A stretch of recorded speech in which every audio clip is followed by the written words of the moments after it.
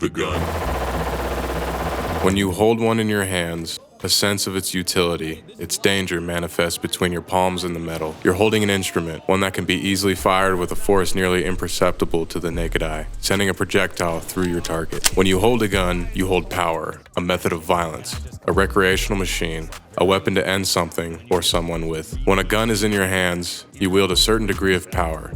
The same can be said if you climb into a vehicle or operate heavy machinery. The operating factor is purpose. One can wield a firearm with the purpose of hunting or self-defense. One can also use a gun to kill another person. One can drive a car to work or off a cliff or into a group of people. Utilizing both examples, what is more likely? It's been said America has a rampant gun problem. It's certainly meme material for Europeans, but our leaders, left of center, state that gun control is the method in which Americans reduce the casualties of gun-related violence. Whether that's an agreeable statement, many are on the fence about. Mass shootings riddle our news networks with easily forgotten death counts, and the shooters made martyrs of media, only to drift away into obscurity when the next shooting occurs, or 24 hours passes. The reactionary measures of banning certain modifications or guns does little to nothing in reducing the rate of mass shooting occurrences.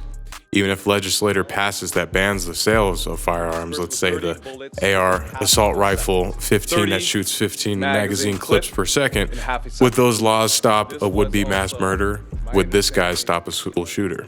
If we are to imagine an America without its citizens' right to gun ownership, would we live in a peaceful protopia where no gun-related tragedy occurs? ATF officials state that 8% of the nation's gun retailers sell the majority of handguns that are used in crimes. 8%. The majority of guns involved in crime are obtained illegally. In a city like Chicago, where gun-related homicides are one of the highest per capita in the country, the majority of these homicides were committed with guns obtained illegally. The argument is that while Chicago and Illinois' regulations may be more stricter, even if they're not the strictest in the country, comparing California's gun regulation, that gun restrictions are in no way stopping the gun violence erupting in the Windy City. Why would an American citizen need a gun, or better yet, an AR-15? Is the threat of a tyrannical government the overarching reason and rhyme as to why I'm given the right to self-defense? If a hostile takeover bangs at my front door, am I to pick up the kitchen knife to defend myself and my family? Or should I be allowed to utilize the same weapons a hypothetical enemy may use to disarm or kill me? In an ideal world, these hypotheticals would be nonsensical and about as likely to happen as Yahweh is to appear from behind the clouds. Obviously, the possibility of a people's resistance against the government is staggeringly low, but it is not a zero probability, nor should it be treated as such. From my cold dead hands may be a hyperbolic tagline. In the event of an assailant or an armed robber or a tyrannical paramilitary, I'd rather die equipped with adequate means to defend myself than to be depersonalized with my Mall Ninja machete collection. And yes, the talking points of gun lovers make as much sense as their political opposition. Often the oversimplification of an issue, like the banning of AR-15s because they look scary and are designated killing machines, or that the only way to stop a bad guy with a gun is a good guy with a gun,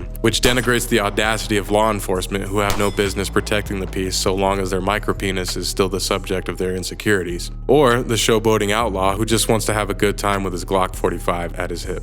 And if a jihadist gay hater wants to shoot up a gay bar, then the root of the problem is obviously the gun and not his crazed ideology or repressed homosexuality. And if a psychotic teenager who's been on SSRI since he was a boy, who's now suddenly off them, and orders several guns from the darknet, then obviously it's the gun's fault. And if Ted Nugent wants to supply a paramilitary to overthrow the US government, it's the armament's fault, not the crusty country singer. Individual cases shake up the narrative of both sides. Rhetoric confuses the situation and riles up those who don't know any better or haven't looked at the data. So let's look at the data. Roughly 40,000 of the American population perished from gun-related actions per year, at least in 2017. Of the 40,000 people, more than 60% of the deaths were by suicide. Less than a third of the gun-related deaths were that of homicide. 39 people die a day from gun-related homicides. 3% were by law enforcement. 2% were accidental. In 2018, 373 people died in mass shootings. The number of mass shootings has gone up since 2000, though overall homicide rate has dropped drastically since then. Why the data matters above all else. Regardless of your political leanings, the facts are facts and nothing but the facts. and they can be construed, characterized, or misattributed in any fashion you can fathom. Whether you believe guns should be regulated or outright banned, the facts are still there, and the problem may or may not be solved, as the problem may or may not be as large as you previously imagined. And if you're to the right of the aisle and believe Jesus wants you to have that Uzi in the bedside table under your Bible, then you may or may not be subject to a brainwashing experiment conducted by those who sell you the idea of freedom you believe you're owed at a premium much higher than wholesale. The US crime rate has fallen since the 1990s. News outlets would often characterize the opposite notion. Gun violence is not a non-issue, even if we are to believe the misinformation from organizations like Vox, MSNBC, etc. But in the vein of casualty prevention, it's low on the totem pole. If the gun debate hubbub transitioned into starker realities, like that of suicide rates, drug overdoses, medical malpractice, and preventable heart disease, then the effect of perceived tragedy would triple-fold. The Glock 45 would be perceived as less harmful than a hospital visit or a couple grains of fentanyl, or a middle-aged man's divorce proceedings. Guns are great. They're the stars of action movies, crime dramas, music videos. The gun is a staple of American culture. The fetishization of guns and gun culture is an emergent factor of the prevalence of guns and gun ownership in the country. Is this a bad thing, given the data? It may be braggadocious or absurd, but goddammit, what would a Tarantino movie be without firearms? It's difficult to separate the violence from the weapon. Often loose, squirrely analogies fall from the mouths of talking heads and political conquistadors, like the false analogy of gun ownership and vehicle ownership I clearly stated at the start of the video. What can actually be done about gun violence? Should we ban guns for everyone, except rich people and politicians and their armed security? Or should we arm children and teachers and domestic cats, just in case the weird kid from AP Biology wants to bring a sawed-off Mossberg to school?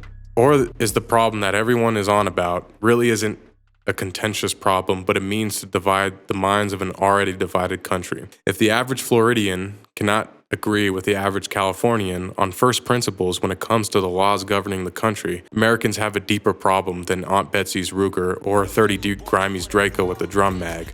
Here's what I propose. Near complete erosion of arbitrary gun bans and restrictions, and the installation of a stringent course on gun safety and operation lasting over 3 months or whatever works. Fucking If you desire to own a weapon, you should know how to use it. And the difficult and intensive training a citizen would be required to complete would weed out the crazies and inept law-abiding sociopaths who would love to shoot their neighbor over an altercation regarding trash day. Instead of bans, restrictions, talking points, and reactionary politics, why wouldn't better methodologies reduce the rate in which unnecessary gun violence would occur? Now, that wouldn't stop a criminal from obtaining an illegal firearm, but it would better arm and educate the populace on what it means to own a deadly weapon and the procedures to defend yourself or another. Mass shootings are a reality we have to contend with, and there isn't just one cause. If you take away the gun, then explosives will be used. Take away the means to craft explosives, then vehicular homicide and stabbings will occur. Take away my amazing Honda Civic and the kitchen cutlery I purchased at Bed Bath & Beyond, well, that's where I draw the line. No fucking way. You can pry my paring knife from my cold dead hands, you cunt.